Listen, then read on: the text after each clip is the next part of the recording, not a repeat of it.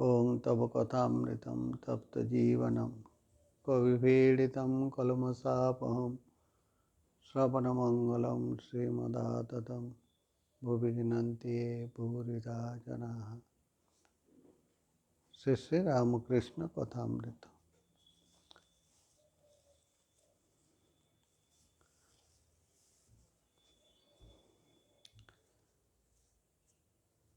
দক্ষিণেশ্বরে ঠাকুর শ্রীরামকৃষ্ণের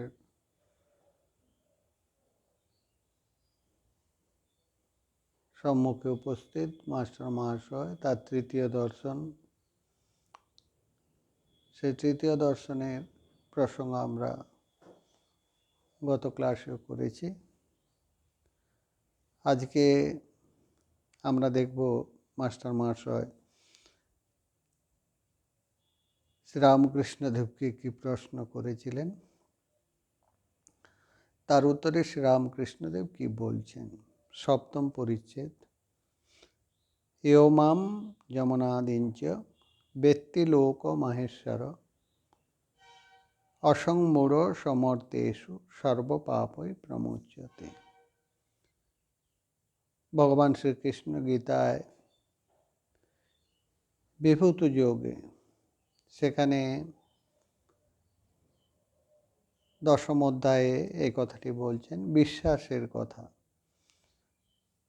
যিনি আমাকে বিশ্বাস করেন যে আমি অনাদি অনন্ত, আমি লোক মহেশ্বর, জগতের ঈশ্বর, এইরূপ বিশ্বাস নিয়ে যখন মানুষ ঈশ্বরের কাছে আসেন, ভগবানের কাছে যান, তখন তার কি হয়? সর্বপাপই বিমোচ্য, সমস্ত কিছুর মুক্তির রাস্তা খুলে যায়। যেটি শাস্ত্রে বারে বারে এই বিশ্বাসের সম্পর্কে বলছেন। বিশ্বাসের কি গুরুত্ব, বিশ্বাসের কি মহত্ব, সে সম্পর্কে শাস্ত্র বারে বারে বলছেন। সেই প্রসঙ্গ আশা করা যায় মাস্টার মহাশয় এখানে করবেন। শ্রীরামকৃষ্ণদেবকে মাস্টার মহাশয় প্রশ্ন করছেন। প্রশ্নটি করেছিলেন একজন ভক্ত, সেখানে মাস্টার মহাশয় উপস্থিত আছেন। বিশ্বাস সম্পর্কে একজন ভক্ত: মহাশয়, এরূপ সংসারী জীবের কি উপায় নেই? শ্রীরামকৃষ্ণ অবতারের আমরা আলোচনা করেছি। শ্রীরামকৃষ্ণদেব তিনি তার উপদেশের মধ্যে এই সংসারীদের কল্যাণার্থে তিনি বহু কথা বলেছেন। এখানেও শ্রীরামকৃষ্ণদেব বলছেন অবশ্য উপায় আছে। একটি আশ্বাস, যেটা এর আগের অবতারদের জীবনে আমরা দেখে থাকি। ভগবান শ্রীকৃষ্ণ বলছেন অভয়ং সর্বভূতে, অভয় দেন। শ্রীরামকৃষ্ণদেব তিনি রামরূপে এসেছেন, তিনি শ্রীকৃষ্ণ রূপে এসেছেন, তিনি বলছেন অবশ্য উপায় আছে। সংসারীদের কি উপায় সে সম্পর্কে বলছেন। মাঝে মাঝে সাধু সঙ্গ, এই সাধু সঙ্গের কথাটি শ্রীরামকৃষ্ণদেব আগেও বহুবার বলেছেন, আমরা দেখেছি। এখানেও শ্রীরামকৃষ্ণদেব বলছেন মাঝে মাঝে সাধু সঙ্গ, মাঝে মাঝে নির্জনে থেকে ঈশ্বর চিন্তা করতে হয়। নির্জন বাসের কথা আমরা এখন কথামৃতের প্রথমের দিকে দেখবেন। যতই ধীরে ধীরে আমরা এগোবো, শ্রীরামকৃষ্ণদেব বিভিন্ন জায়গায় বিভিন্ন প্রসঙ্গে এই কথাগুলোর কথা বলছেন। প্রার্থনার কথা বলছেন, কেঁদে কেঁদে প্রার্থনা, আর বিচারের কথা বলছেন। এখানেও বলছেন আর বিচার করতে হয়। বিচার, কোনটি ঠিক কোনটি ভুল। শাস্ত্রে বলছেন নিত্যানিত্য বস্তু বিবেক, কোনটি নিত্য কোনটি অনিত্য সে সম্পর্কে সঠিক জ্ঞান, সঠিক বিচার, নিত্যানিত্য বস্তু বিবেক। তার কাছে প্রার্থনা করতে হয়। এই যে প্রার্থনার কথা, প্রার্থনার উপর তিনি জোর দিচ্ছেন। প্রার্থনা কি করতে হয়? আমাকে ভক্তি বিশ্বাস দাও। বিশ্বাস হয়ে গেলেই হলো। বিশ্বাসের চেয়ে আর জিনিস নেই। বিশ্বাস, এই বিশ্বাসের কথা আমরা শুধু যে শ্রীরামকৃষ্ণদেব বলছেন তা কিন্তু আমরা নয়, সমস্ত অবতার এই বিশ্বাসের কথা বলছেন। যখন মানুষ কোনো বস্তুকে আমরা যদি দেখি, সেটাকে সে সত্য বলে ধারণা করে, সে বস্তুটা দৃশ্য হতে পারে, যেটাকে আমরা দেখছি সেটা স্থূল হতে পারে বা সূক্ষ্ম হতে পারে। যেটাকে সত্য বলে ধারণা হয়, এই দৃঢ় ধারণাকে বলা হয় বিশ্বাস। তখন তার যে ওই যে ধারণা, দৃঢ় যে ধারণা এটাই সত্য, এই ধারণাকেটাকে আমরা বলি বিশ্বাস। আর যখন মানুষ আমরা যদি দেখি, আমরা যখন এই সত্য এবং বিশ্বাস অনুসারে আমাদের নিজের জীবনটি গঠন করার চেষ্টা করি, এই বিশ্বাস অনুসারে আমরা যখন চলার পথ, জীবন গঠনের পথ বেছে নিই, অথবা জীবনের এই কথাগুলো আমাদের জীবনে গ্রহণ করার চেষ্টা করি প্রতিনিয়ত, নিজের জীবনকে গড়ে তুলবার সংকল্প নিয়ে যখন আমরা এই কথাগুলোকে নিজেদের জীবনে নেওয়ার চেষ্টা করি, তখন এই যে বিশ্বাস, সেই বিশ্বাসটিকে বলা হয় শ্রদ্ধা। শাস্ত্রে এই শ্রদ্ধার কথা বারে বারে বলছেন। এই বিশ্বাসের সম্পর্কে আমরা যদি দেখি, চৈতন্য চরিতামৃতেও তার উল্লেখ করেছেন। শ্রদ্ধা শব্দে বিশ্বাস কহে সুদৃঢ় নিশ্চয়। শ্রদ্ধা, শ্রদ্ধা শব্দে বিশ্বাস কহে সুদৃঢ় নিশ্চয়। জাগতিক জীবনে,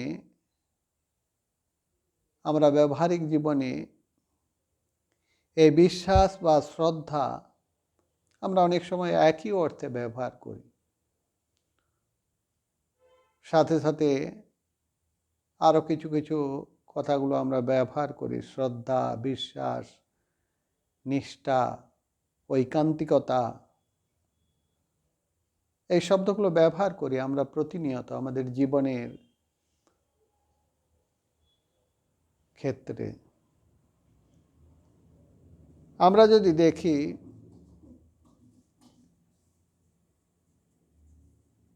আমাদের প্রত্যেকটি জীবনের ক্ষেত্রে এই শ্রদ্ধা বিশ্বাসের একটা গুরুত্বপূর্ণ ভূমিকা আছে, গুরুত্বপূর্ণ প্রয়োজনীয়তা আছে। খুব সুন্দর একটি কবির দাসের দোহা,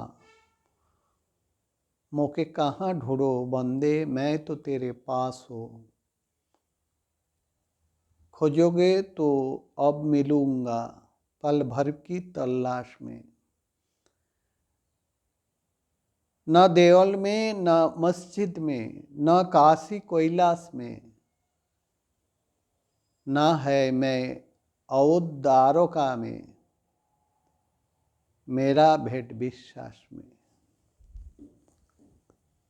কোথায় তোমরা আমাকে খুঁজছো? পদটি কবির দাসের, খুব সহজ সরল। कहाँ ढूंढो बंदे मैं तो तेरे पास में, खोजोगे तो अब मिलूंगा पल भर की तलाश में।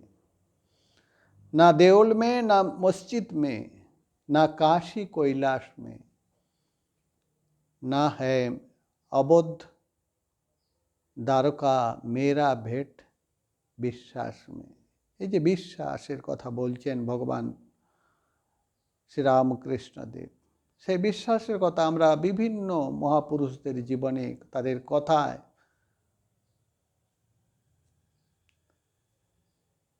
জিসাস ক্রাইস্ট বলছেন, believe me, believe and knock the door, I will open. এই যে বিশ্বাস, কবির দাসের এবং শাস্ত্রেও তার বিভিন্ন দৃষ্টান্ত আছে, সে সম্পর্কে আমরা আসছি। কবির দাসের এই যে কথাটি, এটা হচ্ছে প্রাণের কথা, তার উপলব্ধির কথা, তার অভিজ্ঞতার কথা, জীবনে উপলব্ধি করেছেন অভিজ্ঞতার কথা। সমস্ত সন্ত মহাপুরুষদের জীবন যদি আমরা দেখি, যাদেরকে আমরা অবতার পুরুষ বলি, যাদেরকে আমরা শ্রদ্ধা করি, সাধু সন্ত মহাত্মাদের জীবন যদি আমরা দেখি, তাদের জীবনটা এই বিশ্বাসের উপর প্রতিষ্ঠিত। বিশ্বাস, ঈশ্বরের অস্তিত্বে বিশ্বাস, এদের জীবনটা হচ্ছে আধ্যাত্মিক মহাপুরুষরা, যাদেরকে আমরা আধ্যাত্মিক গুরু বলি, সন্ত মহাত্মা, সাধু, সন্ন্যাসী, যারা আধ্যাত্মিক জগতের মানুষ,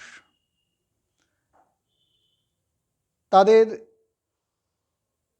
এই যে জগৎ প্রপঞ্চ আমরা যদি বলি, তাদের যে জীবনধারার পিছনে আছে একটা বিরাট বিশ্বাস রূপ, একটা যেন স্ক্রিন, যে বিশ্বাসের উপরে ভিত্তি করে তাদের জীবনটা,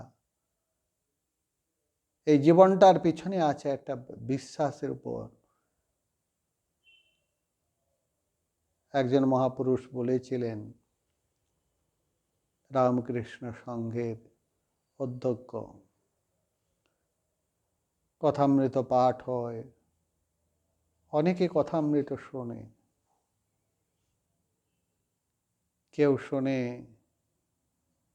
আবার সংসার করেন, কেউ শুনে সংসার ত্যাগ করে সন্ন্যাসের জীবন যাপন করে।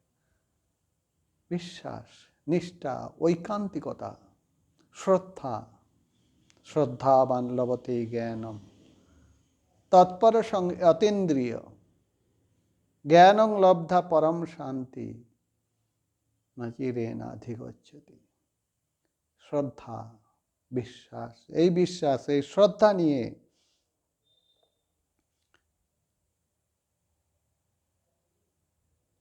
এই বিশ্বাসটা কি, আমি তার অংশ, আমি তার দাস। এই বিশ্বাসের ভিত্তি আমরা যদি দেখি, সমস্ত বিশ্বাসের ভিত্তি, যে যার উপর ভিত্তি করে এই বিশ্বাস গড়ে উঠেছে, খুব সুন্দর কথাটি আমরা যদি ব্যবহারিক জীবনে দেখি, এই বিশ্বাসের ভিত্তি দুটো জিনিসের উপর নির্ভর করে। একটি হচ্ছে, যার কথা শ্রী রামকৃষ্ণদেব বলছেন, সাধু সঙ্গ, গ্রন্থ, সদ্গ্রন্থ পাঠ, গ্রন্থ। দ্বিতীয় কি, ব্যক্তি, একজন মানুষ, যাকে আমি হয়তো বলি গুরু, যাকে হয়তো আমি বলি একজন শিক্ষক, যাকে আমি হয়তো বলি তিনি আমার বাবা, যাকে হয়তো বলি তিনি আমার মা, যাকে হয়তো আমি বলি তিনি আমার সুরহিত। সেই মানুষটির কিছু কথা আধ্যাত্ম ক্ষেত্রে গুরু এবং তার ভূমিকার কথা আমরা বহু শাস্ত্রে পাই। গুরু বেদান্ত বাক্যে সুবিশ্বাস, গুরু বাক্য এবং গ্রন্থ হচ্ছে বেদান্ত, যেটা মুনি ঋষিদের, সাধু সন্ত মহাপুরুষদের উপলব্ধিকৃত যে বিষয়, তারা জীবনে উপলব্ধি করে যে অনুভূতির কথা আমরা এই গ্রন্থে পাই। গুরু অর্থে আচার্য, ধর্মাচার্য, লোকাচার্য, ভগবান শ্রীকৃষ্ণ, ব্যাসদেব, বুদ্ধ, শঙ্কর, চৈতন্য, নানক, কবির, রামকৃষ্ণ, বিবেকানন্দ, সমস্ত মহাপুরুষরা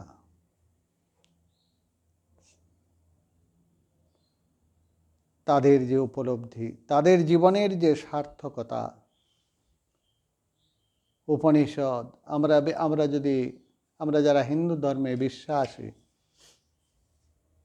হিন্দু ধর্মের মানুষ, তারা বলেন বেদ বেদান্ত, তারা বেদে বিশ্বাস করেন। প্রত্যেকটি শাস্ত্রে, হিন্দুদের যে মূল শাস্ত্র আমরা যদি বেদ হিসাবে ধরি, বেদের উপনিষদ পোর্শনে, ছান্দোগ উপনিষদে বলছেন নানি তিরিষ্টং সত্যথাতি নিস্তিনেষ্টনিব শ্রদ্ধধাতি। নিষ্ঠাহীন ব্যক্তি, শ্রদ্ধা নেই, তিনি শ্রদ্ধা করতে পারেন না। যার নিষ্ঠা নেই, যার নিষ্ঠা আছে, তিনি শ্রদ্ধা তার পক্ষে সম্ভব। এইরূপ নিষ্ঠাযুক্ত মানুষ যখন কোনো কাজে ব্রতী হন, শুরু করেন, তন্ময় হয়ে যায় কাজে, সফলতা আসে, রাস্তা সহজ হয়ে যায়। এই জন্য অধ্যয়নের ক্ষেত্রে, ছাত্রদের বিদ্যা অধ্যয়নের ক্ষেত্রে যেরকম উন্নতি হয়, রোগীর সুস্থতা প্রাপ্তি হয়, সাধকের সাধনায় সিদ্ধি লাভ হয়, সমস্ত কিছুর পিছনে এই শ্রদ্ধা, এই বিশ্বাস, এই ভক্তি। আপনারা যারা রামকৃষ্ণ মঠ মিশনের দীক্ষিত, রামকৃষ্ণ মঠ মিশনের সাথে যুক্ত, রামকৃষ্ণ বিবেকানন্দ যে সমস্ত ভাবানুরাগী, তাদের জানা উচিত এই যে রামকৃষ্ণ মঠ এবং রামকৃষ্ণ মিশনের পিছনে আছে এই শ্রদ্ধারূপ, যে শ্রদ্ধা বা বিশ্বাসরূপ ভিত, যে শ্রদ্ধা বা বিশ্বাসরূপ ভিতের উপর প্রতিষ্ঠিত রামকৃষ্ণ মিশন। রামকৃষ্ণ মিশনের যে সমস্ত মহাপুরুষরা, স্বামীজি থেকে শুরু করে ঠাকুরের সন্তানদের জীবন যদি আমরা পর্যালোচনা করি, প্রত্যেকটি জীবনের পেছনে রয়েছে ওই স্ক্রিনের পর্দার মতো শ্রদ্ধারূপ আস্তরণ, বিশ্বাসরূপ আস্তরণ। শ্রীরামকৃষ্ণের কথা,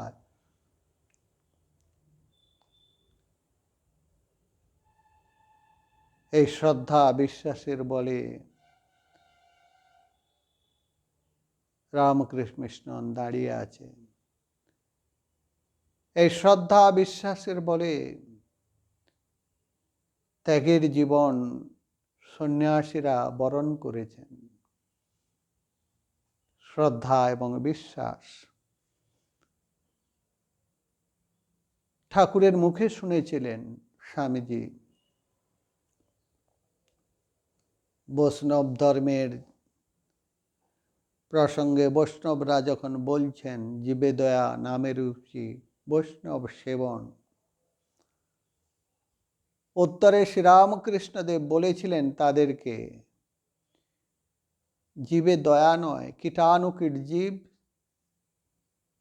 তুই আবার দয়া করবার কে? জীবে দয়া নয়, শিবরূপে জীব সেবা। তারাও শুনেছিলেন শ্রীরামকৃষ্ণ সঙ্গের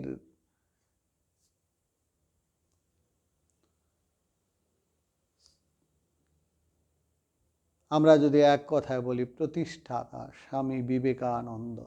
তখন তিনি নরেন্দ্রনাথ নয়ননাথ শুনে বলেছিলেন, কি এক অদ্ভুত কথা শুনলাম, যদি ঈশ্বর দিন দেয়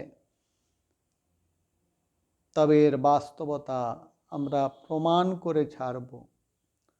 তারই প্রতিফলন রামকৃষ্ণ মঠ এবং রামকৃষ্ণ মিশন। এই যে বিশ্বাস, রামকৃষ্ণের কথায় বিশ্বাস,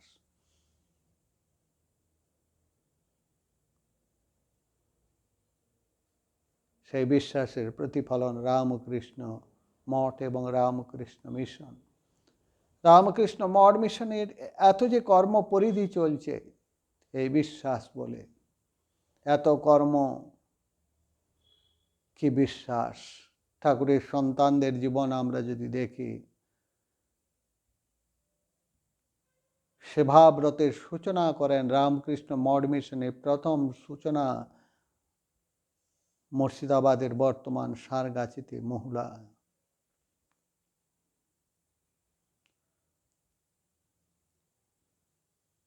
স্বামীজি তাকে ইন্সপিরেশন করছেন, অখণ্ডানন্দজিকে তাকে উৎসাহ দিচ্ছেন।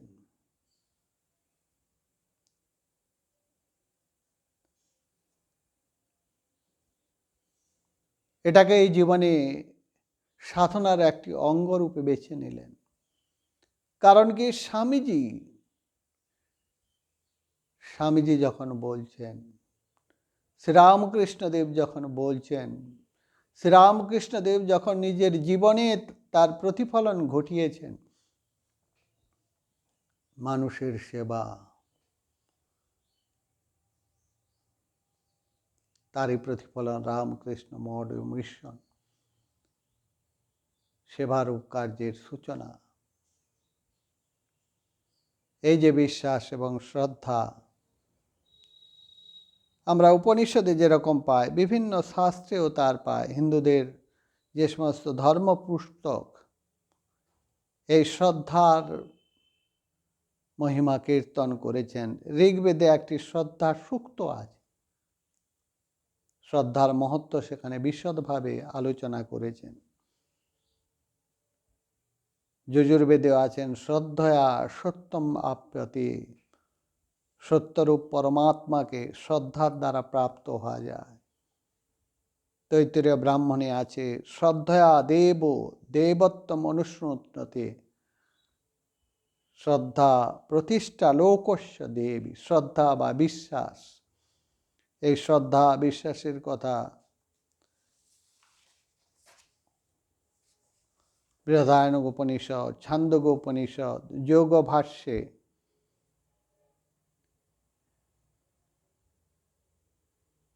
যোগভাষ্যে তাকে খুব সুন্দর শ্রদ্ধাকে বলছেন মাতার ন্যায়, যোগীকে রক্ষা করে, সাধু সন্ত মহাপুরুষকে রক্ষা করছেন এই শ্রদ্ধা। কি সুন্দর কথাটি বলছেন, মাতার ন্যায়। সাহি জননী কল্যাণী যোগিনাং পাতি। কি সুন্দর কথাটি, সাহি জননী, জননী ইব কল্যাণী যোগিনাং পাতি। কল্যাণকারী শ্রদ্ধা মাতার ন্যায় যোগীকে রক্ষা করেন। এই সাধুর জীবনটা, সাধুর জীবন টিকে আছে ওই বিশ্বাসের উপর। সমস্ত কিছু ত্যাগ করে এসেছেন। আমরা যদি একটু পর্যালোচনা করি সাধুদের জীবন, তারা আসে, তারা এখনো ঈশ্বর দর্শন করেনি, কিন্তু তারা শাস্ত্র, ঠাকুরের কথা পড়েছেন, স্বামীজির কথা পড়েছেন, শাস্ত্র কথা পড়েছেন, তারা মনে মনে বিশ্বাস করেছেন। এই বিশ্বাস আছে, এই বিশ্বাসটা শ্রদ্ধায় পরিণত হয়ে গিয়েছে। শ্রদ্ধাবান লভতেই জ্ঞান। ঈশ্বরের আস্তিক্যে প্রগাঢ় বিশ্বাস, ঈশ্বর আছেন এই বিশ্বাস, যার ফলে তার ধর্মজীবন উজ্জ্বল হয়ে আছে। মানব জীবনের যে ঘোর তমসাচ্ছন্ন সেই ভাবকে কাটিয়ে দিয়েছেন, দূর করে দিয়েছেন এই শ্রদ্ধা। এই জন্য শ্রদ্ধাকে বলছেন তার সহচর। বিভিন্ন শাস্ত্রে বলছেন, এখানে যোগ ভাষ্যে যেরকম বলছেন মাতা, ছান্দোগ্য উপনিষদে শঙ্কর ভাষ্য বলছেন তার সহচর, সম্পদ। শ্রদ্ধাই হচ্ছে সম্পদ। শ্রদ্ধাই হচ্ছে সহচর। শঙ্করাচার্য ছান্দোগ্যোপনিষদের তার ভাষ্যে সে সম্পর্কে বলছেন। শ্রদ্ধাবান লভতে জ্ঞানম, গীতায় বলছেন তৎপরা যতেন্দ্রিয়। শ্রদ্ধাবান, তৎপর, জ্ঞাননিষ্ঠ, জিতেন্দ্রিয় ব্যক্তি জ্ঞান লাভ করেন। এই শ্রদ্ধার কথা আমরা অন্যান্য শাস্ত্রে বিভিন্ন জায়গায় তার বহু দৃষ্টান্ত আমরা পাই। আত্যন্তিক দুঃখ নিবৃত্তি, এটাই হচ্ছে পরম সুখ প্রাপ্তি, এটাই হচ্ছে আমাদের জীবনের উদ্দেশ্য। আমরা দুঃখ থেকে মুক্তি পেতে চাই। সাংখ্য দর্শনে সাংখ্য কারিকাতে বলছেন দুঃখত্রয়াৎ বিঘাতাৎ তদবঘাতকে হেতু দুঃখে সাপার্থাচেত ঐকান্তম তন্ততো বা। দুঃখ থেকে আমরা, ত্রিবিধ দুঃখ থেকে আমরা মুক্তি পেতে চাই। আত্যন্তিক দুঃখ নিবৃত্তি, পরম সুখ প্রাপ্তি, পরম সুখ পেতে চায়। তার জন্য আসে শ্রদ্ধা, বিশ্বাস। পরম শান্তির মূল হচ্ছে শ্রদ্ধা। শ্রদ্ধা যদি না থাকতো, শাস্ত্র বাক্য, গুরু বেদান্ত বাক্য আমরা জানি, সেই গুরু বেদান্ত বাক্যতে কথা বলেছেন, সেই কথাকে আমি বিশ্বাস করি, সেটি আমি জীবনে নিয়েছি, চলার পথে সঙ্গী করে নিয়েছি। এই জীবনটা শ্রদ্ধাবানে পরিণত হয়ে গিয়েছে। শ্রদ্ধা থেকে আছে নিষ্ঠা, তৎপরতা। শ্রদ্ধাবানকে যিনি সাধনে তৎপর। আমরা যদি দেখি কে শ্রদ্ধাবান, সাধন মার্গে যে যতটা এগিয়েছেন, যতটা তৎপর, ততটা তার শ্রদ্ধা আছে, তৎপরতা আছে। এই জন্য শাস্ত্রে বিভিন্ন জায়গায় আমরা যদি দেখি, অন্যান্য জায়গাতেও অন্যান্য শাস্ত্রেও তার ভুরি ভুরি দৃষ্টান্তের কথা বলেছেন। আজকে আমরা যদি বর্তমান পরিস্থিতির দিকে নজর দিই, সমাজের এই যে বিভিন্ন রূপ চেহারা আমরা দেখছি। এই ক্লাসটি করার আগে রাস্তায় আমার ছাত্রাবাসের অফিসে একজন মা তার সন্তানকে নিয়ে এসেছিল ভর্তি করার জন্য। আমি জিজ্ঞাসা করলাম, আপনার বাড়িতে কে আছেন আর কে আছেন? বলছেন আমরা দুজনই, আর কেউ নেই। জিজ্ঞেস করলাম এর বাবা? না, উনি, আমরা একসাথে থাকি না। আর বেশি জিজ্ঞেস করছি না। এইভাবে যে সংসারগুলো একের পর এক ভেঙে যাচ্ছে, নষ্ট হয়ে যাচ্ছে,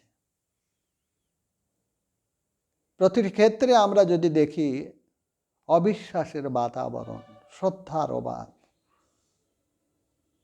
এই শ্রদ্ধাই হচ্ছে, আমরা যদি দেখি, এটাই হচ্ছে মানুষের মেরুদণ্ড। শুধু মানুষের কেন, জাতির মেরুদণ্ড। এই শ্রদ্ধায় মানুষকে উপরে নিয়ে যায়, উন্নতির শিখরে তুলে দেয়। যে বাচ্চাটি সামনে বসে আছে,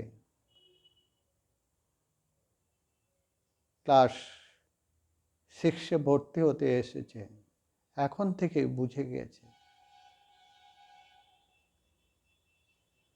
কি চলছে। সব সময় এই যে দুর্বিষহ অবস্থা, অবিশ্বাস,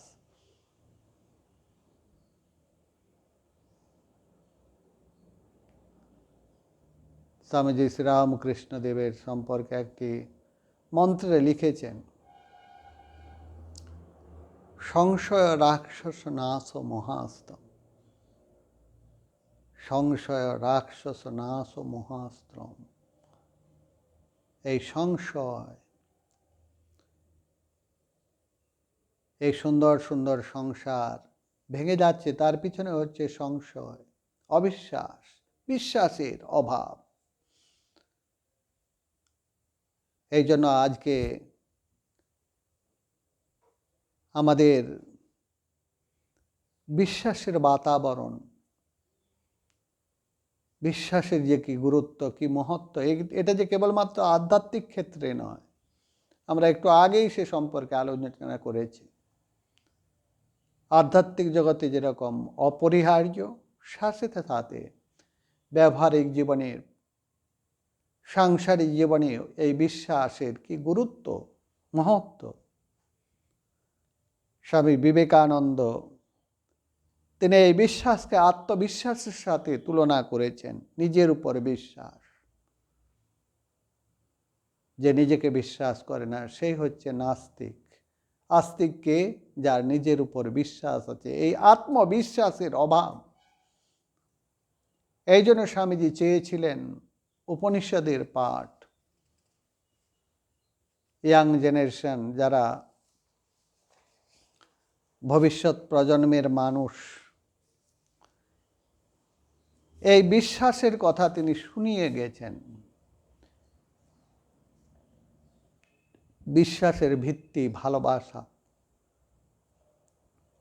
বিশ্বাসের ভিত্তির কথা আমরা যেরকম বলেছিলাম, আরেকটু যদি ভালোভাবে আলোচনা করি, ভালোভাবে পুঙ্খানুপুঙ্খরূপে দেখার চেষ্টা করি, ভালোবাসার অভাব,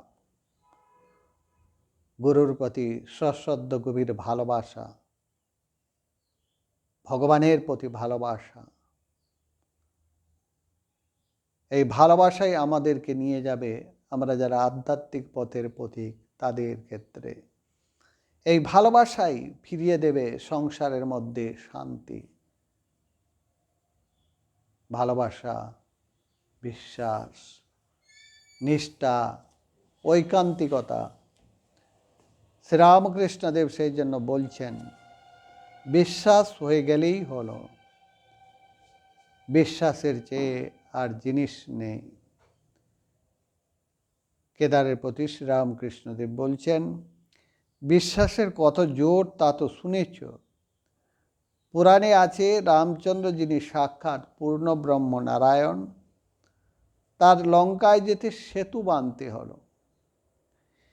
কিন্তু হনুমান রাম নামে বিশ্বাস করে লাফ দিয়ে সমুদ্রের পাড়ে গিয়ে পড়ল, তার সেতুর দরকার হয় নাই। এই একই প্রসঙ্গ আমরা যারা কোচবিহারের অধিবাসী, কোচবিহারের শ্রী মায়ের দীক্ষিতা মৃণালিনী দেবী, মাতৃদর্শনে তার স্মৃতিকথা আছে। মৃণালিনী দেবী তার দীক্ষা হচ্ছেন উদ্বোধনে মায়ের বাড়িতে। দীক্ষার পর মায়ের ঘরে আছেন, মায়ের সাথে একটু বিশ্রাম করছেন। হঠাৎ কে এসে খবর দিলেন, মাস্টার মহাশয় মায়ের কাছে এসেছেন, প্রণাম করতে চান।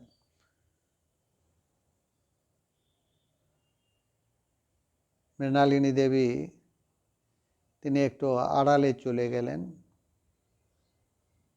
মা চৌকাঠের কাঠে সামনে এসছেন, মাস্টার মহাশয় এসে প্রণাম করছেন।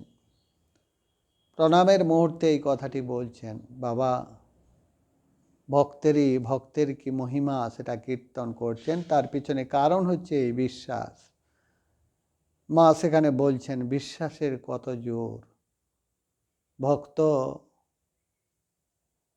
হনুমান সে কি করলেন, ওই বিশ্বাসের বলে সাগর পার হয়ে গেলেন। আর স্বয়ং ভগবান রামচন্দ্র তাকে সেতু বাঁধতে হচ্ছে। ভক্তের কি গরিমা, ভক্তের কি মহিমা, শ্রীমা তুলে ধরছেন মাস্টার মহাশয়ের কাছে। কারণ কি, সমস্ত কিছুর পিছনে আছে এই বিশ্বাস। বিভীষণ একটি পাতায় রাম নাম লিখে ওই পাতাটি একটি লোকের কাপড়ে বেঁধে দেয়। সে লোকটি সমুদ্রের পাড়ে যাবে। বিভীষণ তাকে বললে, তোমার ভয় নেই, তুমি বিশ্বাস করে জলের উপর দিয়ে চলে যাও, কিন্তু দেখো যেই অবিশ্বাস করবে অমনি জলে ডুবে যাবে। লোকটি বেশ সমুদ্রের উপর দিয়ে চলে যাচ্ছিল। এমন সময় তার ভারী ইচ্ছা হলো যে কাপড়ের খোঁটে কি বাঁধা আছে একবার দেখে। খুলে দেখে যে কেবল রাম নাম লেখা রয়েছে। তখন সে ভাবলে, এ কি, শুধু রাম নাম একটি লেখা রয়েছে? যাই অবিশ্বাস অমনি ডুবে গেল। যার ঈশ্বরে বিশ্বাস আছে সে যদি মহাপাতক করে, গো ব্রাহ্মণ স্ত্রী হত্যা করে, তবুও ভগবানের এই বিশ্বাসের বলে ভারী ভারী পাপ থেকে উদ্ধার হতে পারে। সে যদি বলে আর আমি এমন কাজ করব না, তার কিছুতেই ভয় হয় না। এই বলে ঠাকুর শ্রীরামকৃষ্ণদেব গান ধরলেন, আমি দুর্গা দুর্গা বলে মা যদি মরি। ঠাকুরের কথা অমৃত সমান, এর কোনো শেষ নেই। এ অমৃত গঙ্গা বাড়ি তুল্য। আমরা যত অবগাহন করব আমাদের শরীর মন পবিত্র হবে, সত্য হবে, আমাদের জীবন সার্থক হবে। এই জন্য বলছেন, যেটি শ্লোক আমরা প্রথমে উচ্চারণ করি, যে মন্ত্র ভাগবতের মন্ত্র, তব কথামৃতম তপ্ত জীবনম কবিভীড়িতম কলমসাপহম শ্রবণমঙ্গলম শ্রবণমঙ্গলম শ্রীমদাততম ভুবি গিনন্তি ভূরিদা জন শ্রবণমঙ্গলম। ওং শান্তি, ওং শান্তি, ওং শান্তি।